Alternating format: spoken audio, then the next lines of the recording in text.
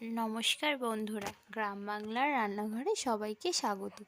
আজকে আপনাদের সাথে শেয়ার করব সর্ষে ফুলের বড়া। এখানে শীতকালে এইসব বড়া টড়া খেতেও ভাল লাগে। আমরা এই সর্ষে ফুল বাগান থেকে কতগুলো সর্ষে ফুল তুলে নিয়েছি। এবার আগের দিন আমরা চাল ভিজিয়ে রেখেছিলাম, চালটা বেটে নেব। চালটা বেশ মিহি করে বেটে নেব। আপনারা চাইলে এটি মিক্সিতেও বেটে নিতে পারেন, কিন্তু বাটায় বাটলে বেশি ভালো লাগে খেতে। বাটা হয়ে গেছে, এবার একটা থালাটায় তুলে নেব। এবার আমরা বড়াটা করার জন্য ব্যাটারটা মেখে নেব। বেসন দিয়ে দেব,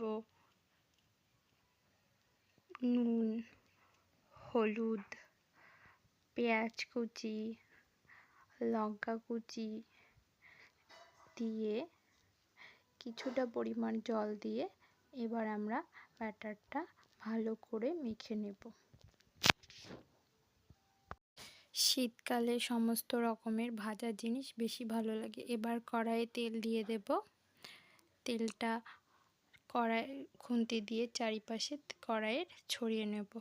এবার ছোট ছোট করে বড়ার আকারে দিয়ে ফুলের বড়াগুলো ভেজে নেব। শীতকালে বেশি সবজি ওঠে, যেমন সর্ষে ফুল, বক ফুল, আরও রকমের সবজি দিয়েও একটা ভেজ বড়া বানানো যায়। আপনাদের এই ভেজ বড়াটা আরেকদিন দেখাবো।